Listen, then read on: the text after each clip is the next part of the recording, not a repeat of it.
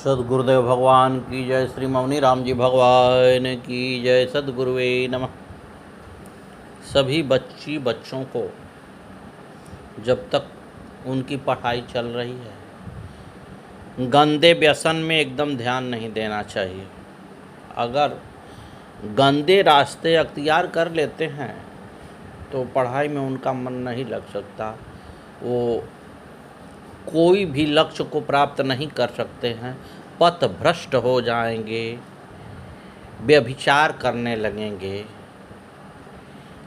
तमाम समस्याएं उनको घेरे रहेंगी और माता पिता के विमुख हो जाएंगे। ये संगति का बड़ा असर पड़ता है साहब।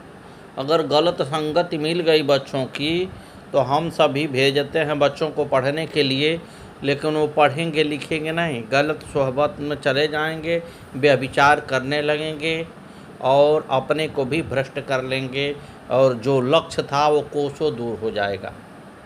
इसलिए जब तक अवसर मिले युवाओं को अपना तैयारी करें और आगे निकलें, अन्यथा रास्ता भटक जाएंगे और सारी चीज़ें जितनी आपकी उम्मीदें थीं सब भ्रष्ट और नष्ट हो जाएंगी। आप गलत रास्ता तैयार कर लेंगे, उसको कोई रोक नहीं सकता। इसलिए संगत भी बड़ी अच्छी तरह से अच्छे लोगों का ही करना चाहिए। अगर संगत अच्छे लोग नहीं हैं तो कदापि संगत न करें, अकेला चलें, अपने पथ पर चलें और अपने लक्ष्य को साधें। यही अवस्था है, युवा अवस्था में ही लक्ष्य को साधा जा सकता है। इससे जो भ्रष्ट हुआ वो किसी काम का नहीं रह जाएगा, मन भ्रष्ट हो जाएगा, पथ गंदा हो जाएगा, सारी जो है प्रवृत्तियां गंदी हो जाएंगी। इसलिए इसको रोकने की ज़रूरत है। आप अपने रास्ते पर चलें, समय से माता पिता जो कहते हैं वो करना चाहिए। समय से बच्चों का भाषण है, माता पिता अपना जिम्मेवारी निर्वहन करते हैं, लेकिन उससे पहले जब बच्चे फ्री हैं, आपको पढ़ के तैयारी करके कुछ बनना है, भारत का भविष्य बनना है, तो उस पर ही ध्यान दें। अन्यथा ये जो काल है ना वो किसी को अपना नहीं समझता, जब आएगा ले जाएगा। लेकिन आज आप बुलंदी पर जा रहे हो, इस पर ध्यान रखो। किसी भी व्यभिचार में ना पड़ो, किसी ऐसे व्यक्ति से बात ना करो जो गंदा हो। अगर उसका चरित्र गंदा है तो वो गंदगी आपके ऊपर लगेगी, आप भी गंदे हो जाओगे, आपका लक्ष्य कोसों दूर हो जाएगा। आप देखिए कितनी कितनी विशाल इस युग में महिलाएं हुई हैं, भारत में महिलाएं हुई हैं। आप उनका अनुसरण करें, रानी लक्ष्मीबाई वगैरह बहुत सी हैं, उनका आप अनुसरण करें, आपका उज्जवल भविष्य होगा। एक किंवदंती है, एक महिला जो है रोज दूध बेचने के लिए जाती थी कई किलोमीटर दूर। रास्ते में एक नदी पड़ती थी, उसको क्रॉस करके जाना पड़ता था। और वो महिला जाती आती एक साधु का संगत हुआ, वो देखी काफ़ी भीड़ लग रहा है, साधु बाबा कुछ बता रहे हैं, तो कुछ समय वो महिला भी अपने को वहीं खड़ा होकर देती थी, साधु बाबा से कुछ समझती थी। वो संत थे, उन्होंने कहा कि अगर त्याग हो, एकाग्र चित्त मन हो, प्रभु में समर्पण हो तो नदी को, दरिया को ऐसे ही पार किया जा सकता है। बड़ी भैया प्रतिव्रता वो नारी थी, निष्कलंक थी, कहीं से कलंक लगने वाली नहीं थी, बड़ी टाइट व्यवहार की महिला थी, साधुओं की बड़ी संगत वाली थी, बड़ा प्यार करती थी संत महात्माओं से। कई बार उसने ये सुना, उसके ध्यान में आया कि प्रभु तो हर जगह है ये हैं। वो नदी में आई एक बार और नौका काफ़ी दूर थी, कहीं दिखाई नहीं दे रही थी। उसने श्री कृष्ण जी का नाम लेते लेते और नदी को पार कर गई, नदी में डूबी नहीं, ऊपर ऊपर निकल गई। ये कई बार उसने प्रयोग किया। आते जाते जब भी नहीं कुछ मिलता था तो दृढ़ विश्वास था कि महात्मा जी कहे हैं तो दरिया मैं भगवान के नाम से पार कर दूंगी, और भगवान पार लगाते रहे। एक बार संत जी के यहाँ गई और कही, आप महाराज बड़े ही पूज्य और बड़े अच्छे संत हैं, आप हमारे यहाँ आज भोजन करिए। उन्होंने कहा ठीक है बेटी, तैयारी करो, शाम को पहुँचेंगे। शाम को आई संत जी को ले जाने के लिए, कहे चलिए। नदी के किनारे पहुंचती है तो वहाँ संत जी कहते हैं बेटा अभी नाव तो है नहीं, हम लोग इंतज़ार कर लें। कहीं नाव की क्या ज़रूरत है महात्मा जी, इसी तरह से हम लोग तब पार कर सकते हैं। संत जी तो खड़ा होकर अवाक होकर उस स्त्री की तरफ देख रहे हैं और वो स्त्री भगवान का नाम लेते हुए दरिया को पार कर जाती है। जब उस पार जाती है, संत जी इस पार रह जाते हैं। संत जी साष्टांग दंडवत करते हैं उस महिला का, क्योंकि वो सिखाते थे और सीखने वाला बड़ा होता है। अगर सीखे ही नहीं तो सिखाने का क्या मतलब है।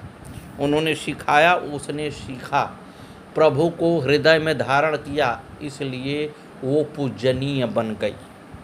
गुरुदेव महाराज की जय, श्री मौनी बाबा भगवान की जय, सतगुरुवे नमः। यहाँ जो है, जो भी व्यभिचार किया है, चाहे स्त्री हो पुरुष हो, लड़की हो या लड़की हो, दंड अवश्य मिलता है, इसमें कोई दो राय नहीं है। आप अपने नज़रों से देखें, जो गलत किया है समझाने की ज़रूरत है। माता पिता को चाहिए अपने बच्चे को या बच्चे को समझाएं। आपके हाथ से बाहर चल गया तो देखिए आप प्रकृति कैसे समय से उसको मारती है, उसको सबक अवश्य ही सिखा देगी प्रकृति के कैसा रहना चाहिए। इसलिए सभी अपने कर्मों के अनुसार इस पृथ्वी पर आए हैं, अपने कर्मानुसार ही जाएंगे और जो जैसा किया है परिणाम वैसा भोगेगा। मैं अगर गलत किया हूँ तो मेरा परिणाम मेरा बच्चा नहीं भोगेगा, मुझे ही भोगना पड़ेगा। इसलिए सावधान रहें, आप बच्चे निकल नहीं पाएंगे।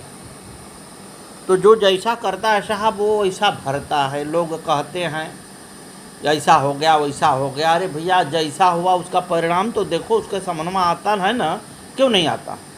हमने गलत किया है तो नहीं गलत आया है, सामने आया है और आएगा। इसलिए सावधान रहें, जाने इस चीज़ को। लड़कपन हमने बहुत कुछ गंवाया है, अब तो सावधान हो जाओ, अभी आगे ज़िंदगी पड़ी है। अगर अपने पथ पर अग्रसर हो गए तो पास हो गए, पथभ्रष्ट हो गए, नारकीय हो गए तो गिर गए, कीड़े नाली के कीड़े बनेंगे। अब उससे बचने की ज़रूरत है। समय से सारी चीज़ें बहुत अच्छी लगती हैं और कुसमय सारी चीज़ें खराब लगती हैं। तो समय का इंतज़ार करना चाहिए। और जहाँ तक रह गई स्त्री पुरुष की बात, तो स्त्री भी स्वतंत्र है और पुरुष भी स्वतंत्र है। पुरुष भी व्यभिचार करता है तो उसको दंड परमात्मा देते हैं, और स्त्री भी व्यभिचारिणी हो जाती है तो दंड परमात्मा देते हैं। कर्मानुसार ही न मिलता है, वो जबरी तो किसी को कुछ कहते नहीं, कर्मानुसार ही परिणाम भोगना पड़ता है। तो अपने कर्म को अच्छा करेंगे तो परिणाम अच्छा न मिलेगा जी। हम कर्म को गलत किए हैं, कहें परिणाम बहुत बढ़िया मिले, काहे को मिल जाएगा। हमने गलत किया है, भोगें, भोगते समय तो आही माई आही बाबू लगता है, और गलत करते समय किसी को पता तक नहीं चलता। तो इस चीज़ों पर हम सभी को सावधान रहने की ज़रूरत है। ख़ास तौर से अपने बच्चों और बच्चियों को अवश्य ही समझाते रहें कि आपको जो लक्ष्य दिया गया है उस लक्ष्य पर आप आगे बढ़ो। तुम्हारे कदम चूमेगी दुनिया, तुम भविष्य हो इस दुनिया का। लेकिन अगर तुम ही डगमगा गए, व्यसन में चले गए, दारू पीने लगे, मांस भक्षण करने लगे, पर स्त्रीगमन करने लगे, तो आप कहीं के नहीं रहोगे और आप डूब के पानी नहीं पी सकते। डूब के भी पानी पियोगे तो पकड़ा जाओगे, इसमें कोई दो राय नहीं है। गुरुदेव महाराज की जय। जय जय श्री सीताराम। प्रिय मित्रों, आप देखें, श्री करमैती जी की भगवान श्री कृष्ण में अनन्य निष्ठा थी। एक बार वे भजन ध्यान में इस प्रकार मग्न रही कि उन्होंने 18 दिन तक कुछ भी नहीं खाया पिया। इनके शरीर को अत्यंत शिथिल देखकर स्वयं श्याम सुंदर एक संत का रूप धारण करके आए और बोले, भाई लो यह प्रसाद पालो। इन्होंने हाथ जोड़कर कहा, महाराज कृपा करके ऐसा दिव्य प्रसाद दीजिए जिससे फिर कभी भूख प्यास भगवत स्मरण में बाधा न करे। संत रूपधारी भगवान ने कहा, ऐसा ही होगा, प्रसाद पाकर देखो। एक ग्रास को लेते ही श्री कैमृति जी के मन में बड़ा आह्लाद हुआ। वे प्रभु के चरणों में गिर पड़ी। प्रभु ने दर्शन देकर कृतार्थ किया। तब से इन्हें भूख प्यास कभी बाधा न करती और प्रभु की झांकी होती रहती। इस प्रकार तपस्विनी कैमृति देवी ने प्रभु कृपा से महान तप करके प्रेम में वृंदावन धाम को प्राप्त किया है। खड्गसेन जी कायस्थ। श्री राधा गोविंद चंद्र के गुणगानों को वर्णन करने में श्री खड्गसेन जी की वाणी अति उज्ज्वल थी। अपने ब्रज को गोपियों और ग्वालों के पिता माताओं के नामों का ठीक ठीक निर्णय किया। इसके अतिरिक्त दान केली दीपक आदि काव्यों का निर्माण किया, जिनसे यह मालूम होता है कि आपको साहित्य का प्रचुर ज्ञान था और आपकी बुद्धि प्रखर थी। श्री राधा गोपाल जी, उनकी सखियां और उनके सखाओं की लीलाओं को लिखने और गाने में ही आपने अपना समय व्यतीत किया। कायस्थ वंश में जन्म लेकर आपने उसका उद्धार किया। आपके हृदय में भक्ति दृढ़ थी, अतः अन्यत्र सांसारिक विषयों की ओर नहीं देखा। गौतमी तंत्र में वर्णित विधि से शरत पूर्णिमा के महाराज का हृदय में ध्यान धारण कर आपने शारीरिक परित्याग किया। ग्वालियर निवासी खड्गसेन का उल्लेख भक्तमाल और रसिक अनन्यमाल में मिलता है, जिसके आधार पर कुछ विद्वान दोनों खड्गसेन का भिन्न मानते हैं, जबकि दोनों में कायस्थ कुलोत्पन्न और भक्त होने की समता है। वस्तुतः उक्त दोनों ग्रंथों में वर्णित खड्गसेन एक ही है। मित्र बंधुओं ने इनका जन्म 1660 एवं रचना काल 1685 माना है, पर किसी प्रामाणिक साक्ष्य के बिना यह अनुमान मात्र है। इनकी दान लीला का रचना काल 1628 है, अतः यही उनका उपस्थिति काल माना जा सकता है। कहते हैं खड्गसेन जी ने नीचे लिखे पद को गाते गाते अपना शरीर प्रभु पर न्यौछावर कर दिया था। दो गोपिन बीच बीच नंदलाल, करत नृत्य संगीत भेद गति कुंजति गर्भ मराला। फहरत अंचल चंचल कुंडल, ठहरत है उपमाला। मध्यरली मुरली मोहन धुनि गान बितान छयोति काला। चलिय झमकी झंकार बलय मिली नुपुर किंकनी जाला। देव विमाननि कौतुक मोहे लखि भव मदन बिहाला। खड्गसेन प्रभुरैन शरद की बाढ़ी रंग रसाला। इससे खड्गसेन के भक्तिमय जीवन के साथ ही उनके देहावसान विषय कुछ महत्वपूर्ण सूचनाएं मिलती हैं। 56 की पंक्ति तनु त्यागो मंडल शरद से रास मंडल के आनंद में मग्न होकर इनके गोलोकवासी होने का पता चलता है। नागरी दास जी की पद्म प्रसंगमाला से इस तथ्य का समर्थन होता है। एक समय शरद की पूर्णमासी को रासमंडल चौरास पर रास में एक पद बनावत हेतु सो जब भोग दे चुके, तब अपने ही पद पैरीज प्रेम विवश हो देह छोड़ दई। भक्त प्रवर खड्गसेन जी ग्वालियर में निवास करते थे। आप रास के समाज अर्थात रास लीला के आयोजन यथा समय करते ही रहते थे। एक बार शरद पूर्णिमा की रात्रि में महारास हो रहा था। उस दिन उनके ऊपर प्रेम का बड़ा भारी गाढ़ा रंग चढ़ गया। वह भावावेश बढ़ता ही गया। आँखों में रास बिहारी जी की सुंदर छवि निरंतर समाती ही चली गई। तदथेई कहकर नृत्य और गान करती हुई प्रिया प्रीतम की सुंदर जोड़ी को अपने अपलक नेत्रों से भली भांति निहारता तो उसी समय मानसिक भाव से नश्वर शरीर का त्याग कर युगल किशोर की नृत्य लीला में पहुंच गए। इस प्रकार श्री खड्गसेन जी ने अपार दिव्य सुख का अनुभव कर तथा लीला बिहारी की छवि पर रीझ कर अपने शरीर को न्यौछावर कर दिया। प्रेम ही सत्य है यह और उनके निभाने की रीति को आपने प्रत्यक्ष दिखला दिया। रास रस के प्रेमी भावकों ने जब आपका प्रकट प्रेम देखा तो उनके मन भी रास में सराबोर हो गया। इस प्रकार प्रेम करना और शरीर त्यागना बहुत प्रिय लगा।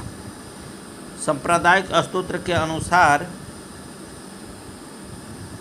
ये भानुगढ़ के राजा माधो सिंह के दीवान थे। एक दिन इनके वो यहाँ वृंदावन के एक रसिक संत पधारे। उन्होंने इनको श्रीहित धर्म का उपदेश दिया। रसिक संत ने इष्ट और धाम का रहस्य सुनकर इन्होंने श्री राधा वल्लभ लाल के चरणों में अपने को अर्पित कर दिया और वृंदावन आकर श्री हिताचार्य से दीक्षा ले ली।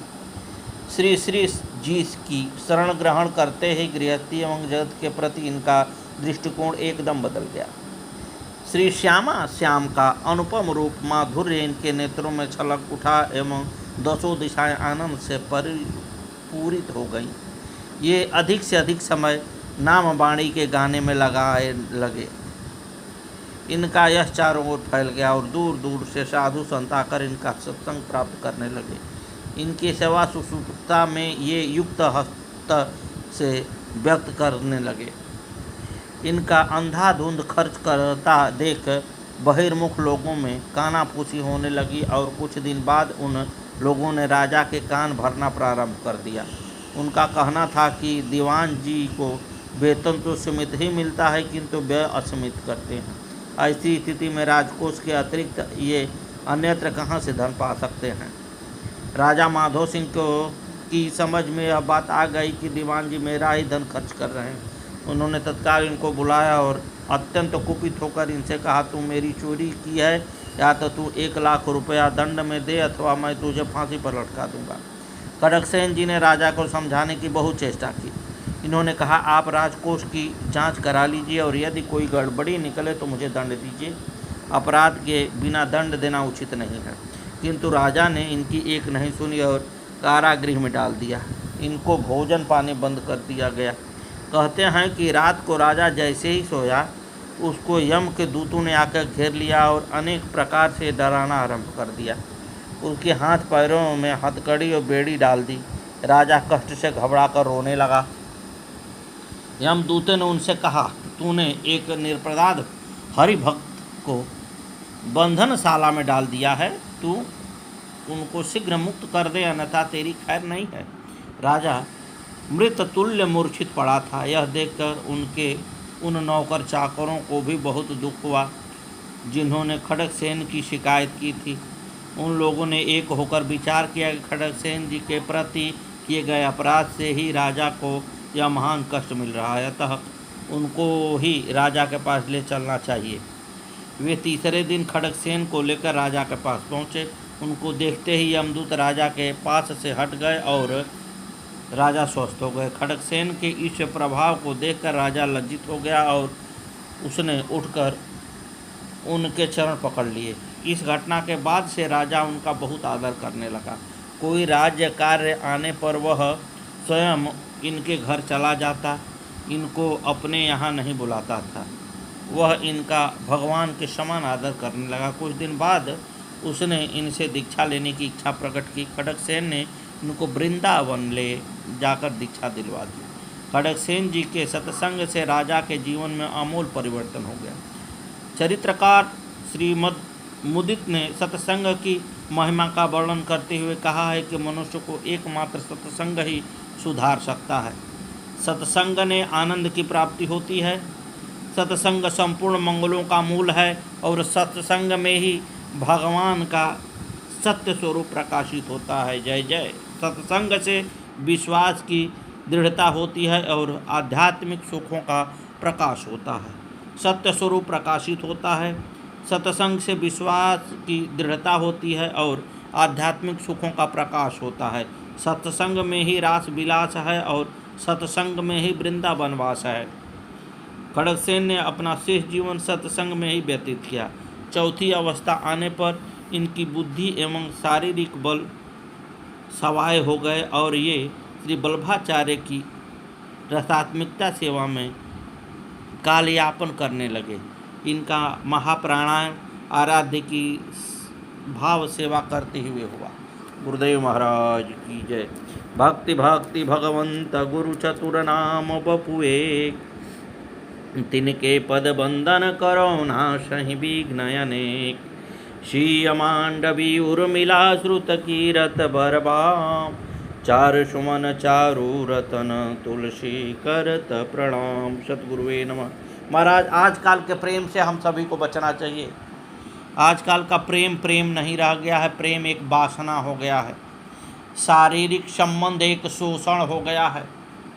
ये सब चीज़ों से हम सभी को एकदम सतर्क रहना चाहिए। खासतौर से बच्चे और बच्चियों के सबसे कोसों दूर होकर अपने लक्ष्य को बढ़िया से साधें, जिससे उनका भविष्य उज्जवल हो। और कुछ चीज़ों को माता पिता पर छोड़ दें। माता पिता ही आगे का निर्णय लेते हैं और माता पिता इसके अधिकारी हैं। जन्म दिए हैं, पालन कर रहे हैं, आगे परवरिश करके आपको जिस स्थान पर जाना है वहाँ पहुँचा देंगे। लेकिन जो लगाया गया है अभी आपको वो ड्यूटी बाखूबी करिए, ताकि आपका आने वाला भविष्य भारत को काम आवे। सद्गुरुदेव भगवान की जय। आगे की कथा कल।